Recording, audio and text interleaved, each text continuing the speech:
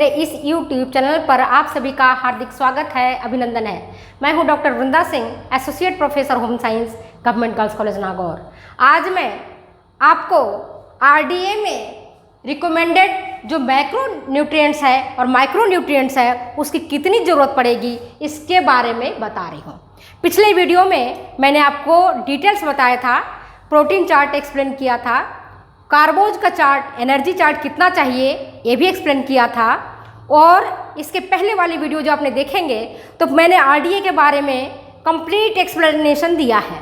तो अगर आप डिटेल जानना चाहते हैं तो my dear friends go to the RDA में जाइए और देखिए मैंने RDA पर लगभग 4 वीडियो बना चुकी हूँ। तो इस 4 वीडियो में ये मेरा आज 5वां वीडियो है। तो सबसे पहले मैं आप सबों का हार्दिक स्वागत करती हूँ अपने इस चैनल पर।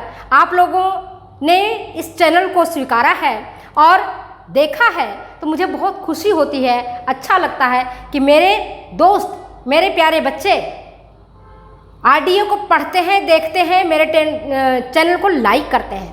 तो आज मैं आपको summary of recommended Intex of other minerals and trace elements, जो दूसरे मिनरल्स हैं एंड ट्रेस एलिमेंट्स हैं उसके बारे में बता रही हूँ। तो पहले मिनरल्स एंड ट्रेस एलिमेंट्स पहले भी मैंने आपको बताया था। कार्बोज कितना चाहिए और वर्तमान में RDA में कार्बोज को इंक्लूड किया गया है, कार्बोहाइड्रेट को इंक्लूड किया गया है कि लेना आवश्यक है, डाइटरी फाइबर को लेना आवश्यक है। आज इस वीडियो में केवल हम देखते हैं ट्रेस एलिमेंट्स जो है वो हमें कितनी मात्रा में चाहिए, क्योंकि मेरे दोस्तों जहाँ अन्न से, अन्न ब्रह्म है और इससे हमें ताकत मिलती है, हमें काम करने की ऊर्जा मिलती है, हमारा शरीर स्वस्थ और चुस्त रहता है। वहीं अगर कोई न्यूट्रिएंट्स अधिक मात्रा में ले लिया जाए तो वो भी नुकसानदायी है। अति सर्वत्र वर्जयेत, अति की हर जगह वर्जना होनी चाहिए। अगर हम आवश्यकता से अधिक न्यूट्रिएंट्स को लेते हैं, कोई सा भी न्यूट्रिएंट्स को लेते हैं जितनी हमारी बॉडी में चाहिए, उससे अतिरिक्त लेते हैं, ज़्यादा लेते हैं तो पॉइजनस हो जाता है, जहरीला हो जाता है, विषैला हो जाता है और हमारे बॉडी पर रॉन्ग इम्पैक्ट उसका पड़ता है, गलत प्रभाव पड़ता है। इसी संदर्भ में आज मैं RDA 2020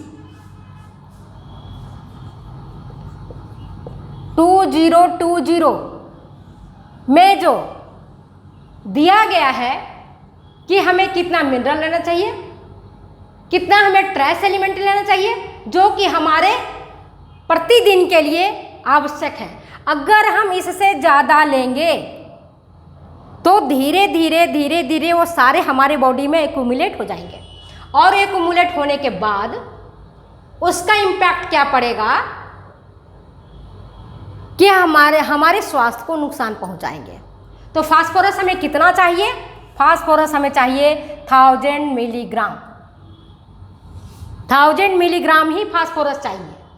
और इसमें बताया है कि कैल्शियम और फास्फोरस आप जानते हो हमारे हड्डियों के निर्माण के लिए, हमारे दांतों के लिए, और कैल्शियम हमारे रक्त में भी कैल्शियम की जरूरत पड़ती है रक्त को जमाने के लिए, कैल्शियम आयन की।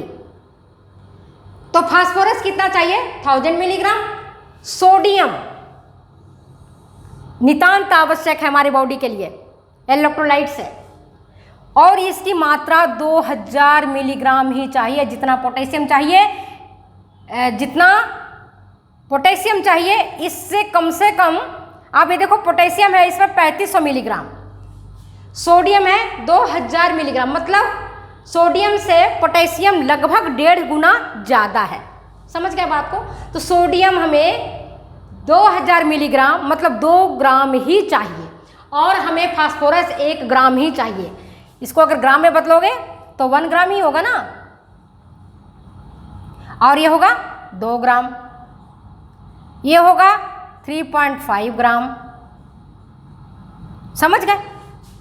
ये है मैक्रो न्यूट्रिएंट्स।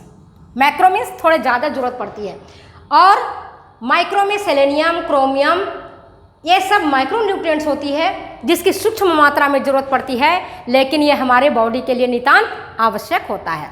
अगर इसको हम नहीं लेते हैं तो ये हमारे विभिन्न प्रकार के स्वास्थ्य पर प्रतिकूल प्रभाव डालता है, जिसके फलस्वरूप हम बीमार हो जाते हैं। तो अब आप ये देखते हैं, सोडियम हमारा चाहिए 2 ग्राम ही, लेकिन हम लोग सोडियम ज़्यादा मात्रा में ले लेते हैं टेबल साल्ट के रूप में। सलाद में भी ले लेते हैं, छाछ में भी ले लेते हैं, सब्जी और दाल के रूप में भी ले लेते हैं। तो टेबल साल्ट तो बिल्कुल अवॉइड ही समझना चाहिए। टेबल साल्ट तो जहरीला है, पॉइजन ही है। टेबल साल्ट ऊपर से मत लो, नमक ऊपर से लेके मत खाओ। वर्तमान में देखा गया है कि अधिकांश लोग किससे पीड़ित हैं? हाई ब्लड प्रेशर से। सोडियम की मात्रा ज़्यादा होगी, हाई ब्लड प्रेशर ज़्यादा होगा, हार्ट डिजीज ज़्यादा होगा, किडनी पर उसका बैड इम्पैक्ट पड़ेगा, खराब इम्पैक्ट पड़ेगा। तो रेस्ट्रिक्ट किया गया है 2020 आरडीए में, किसको? सोडियम को रेस्ट्रिक्ट कर दिया कि सोडियम की मात्रा ज़्यादा नहीं होनी चाहिए। अगर आप ज़्यादा मात्रा में सोडियम लोगे तो हाई ब्लड प्रेशर, उच्च रक्तचाप जो वर्तमान में देखने को मिल रहा है वो बढ़ जाएगा। जैसा कि मैंने पहले वीडियो में भी बताया था, भारत में गरीब तबका के लोग भी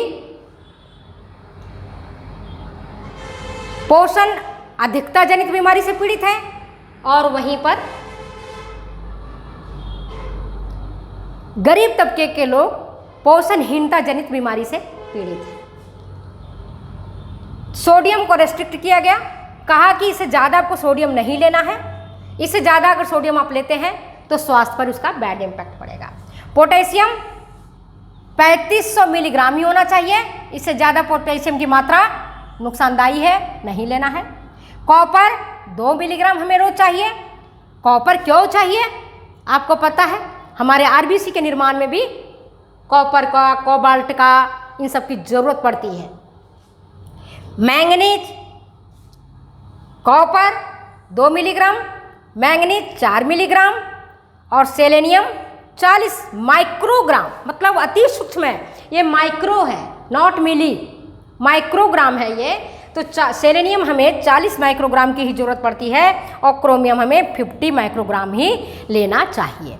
अगर इससे हम ज़्यादा लेते हैं तो ये हमारे बॉडी पर विपरीत प्रभाव डालेगा और हम बीमार पड़ जाएंगे। समझ गए बात को? तो अब आपको मेरी बात अच्छी तरह से समझ में आ गई होगी, जो मैंने पहले बार भी बताया था आप लोगों को कि हमें कितना मिनरल्स और ट्राइस एलिमेंट हम लें जिससे कि हम स्वस्थ रहें। और नया आरडीए 2020 में इस बात पर विशेष ध्यान दिया गया है कि phosphorus 1000 milligram, sodium 2000 milligram, potassium 3500 milligram, copper 2 milligram, इससे जस्ट दुगना मैंगनीज 4 मिलीग्राम, सेलेनियम 40 माइक्रोग्राम और क्रोमियम 50 माइक्रोग्राम, इतना ही लेना चाहिए। इससे अगर हम ज़्यादा लेते हैं तो ये हमारे स्वास्थ्य पर प्रतिकूल प्रभाव डालता है। तो थैंक यू। अगर ये वीडियो आपको अच्छी लगती है तो प्लीज़ शेयर करें, कमेंट करें, सब्सक्राइब करें। फिर मिलते हैं अगले वीडियो में, अगले एपिसोड के